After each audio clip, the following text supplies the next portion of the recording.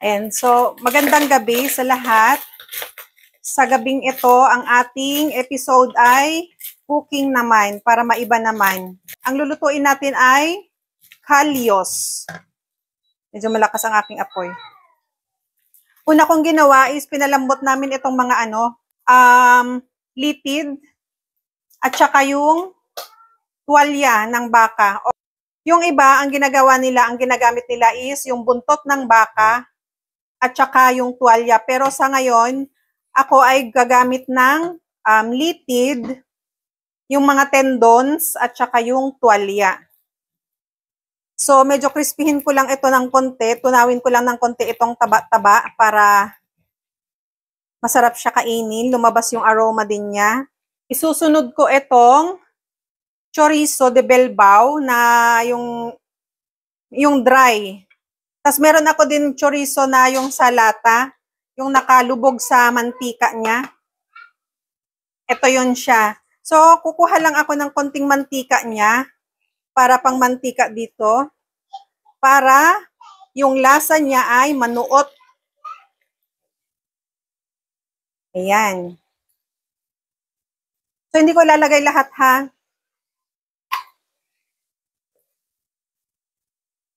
So, combination ito ng, meron akong isang ganitong kutsarang malaki na olive oil and then yung mantika nitong na-extract sa bacon at saka yung oil nung chorizo de Belbao na yung nakalubog sa lata.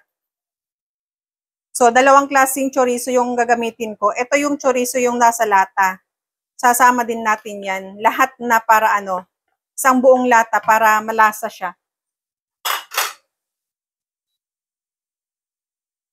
Ayan. Tapos mix-mix na.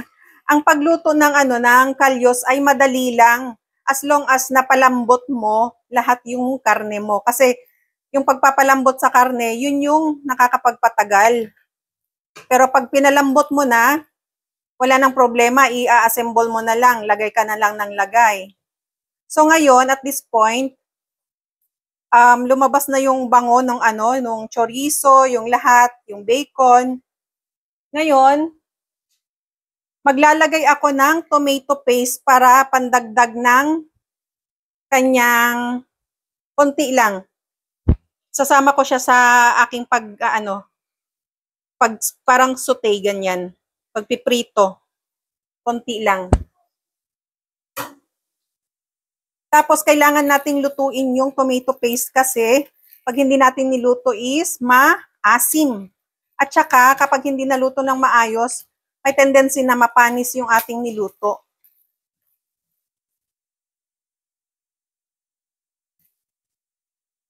So, habang niluluto natin yung tomato paste, maglalagay din tayo ng paprika.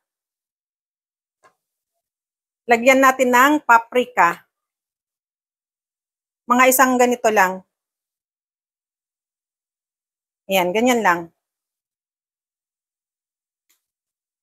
Smoked paprika. Para pandagdag din sa kulay and nakakadagdag siya ng smoky flavor. Garbanzos, ilagay na rin natin. So, feeling ko, hindi ko na kailangan magdagdag pa ng tomato sauce kasi okay na sa akin yung tomato paste. Ayan, lutong-luto na yung tomato paste. At saka kung makikita nyo, pulang-pula yung kulay niya. Ang ganda ng kulay niya. At this point, mainit na mainit siya. Dinagdagan ko pa yung apoy. Meron kami ditong natirang red wine. As long as naiinom nyo pa yung natirang red wine, pwede nyo pa siyang gamitin pang luto. Pero kung hindi nyo na pwedeng mainom, ibig sabihin, hindi na siya pwedeng pangluto. Konti lang.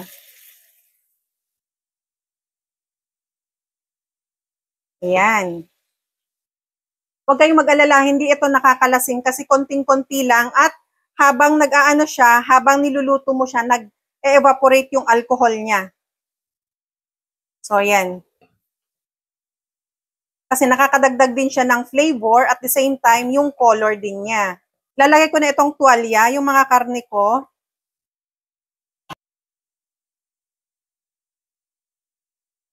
Yan, mix-mix lang natin.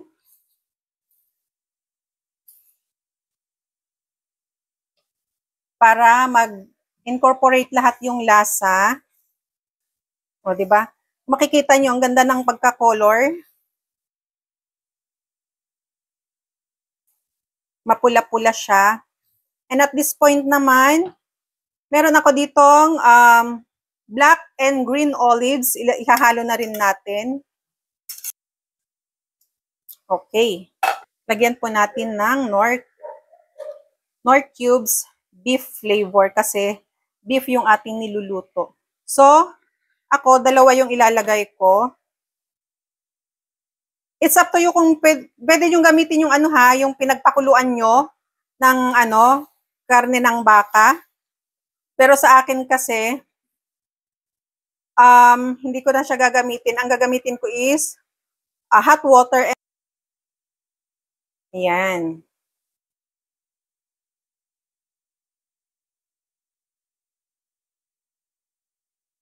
So, dadamihan ko yung sabaw kasi marami yan siya. At lalapot ng lalapot din ito habang sinisimmer natin. Ayan.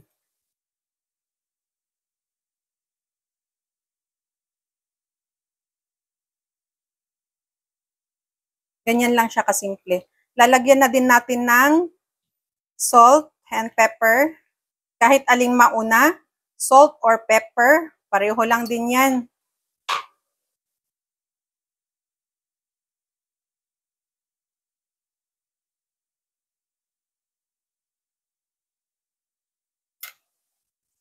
Haluin lang natin para maghalo yung ating mga pampalasa. So at this point, isi-simmer natin siya hanggang siya ay tuluyang lumambot para masarap kainin. At hanggang sa lumapot din yung kanyang sabaw. Pagka lumapot yung sabaw niya at medyo matigas-tigas pa, pwede kayong magdagdag ng water. Ayan. Ayan, simmer muna natin. And then, babalikan natin after few minutes. Siguro. Ayan.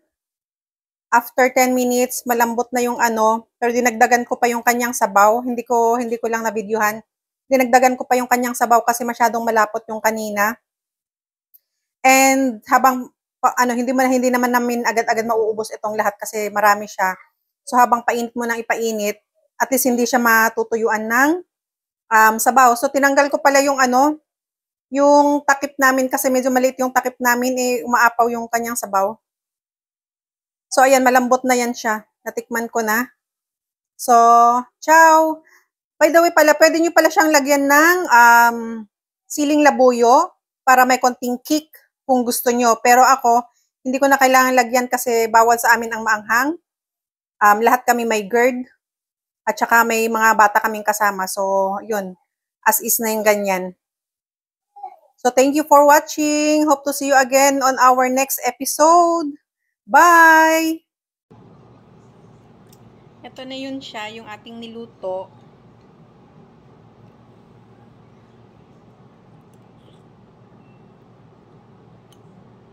Ang sarap.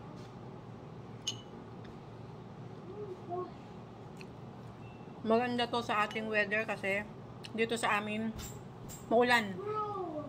Talsot pa yung laway ko. Maulan, so masarap itong higup-higupin. Ayan.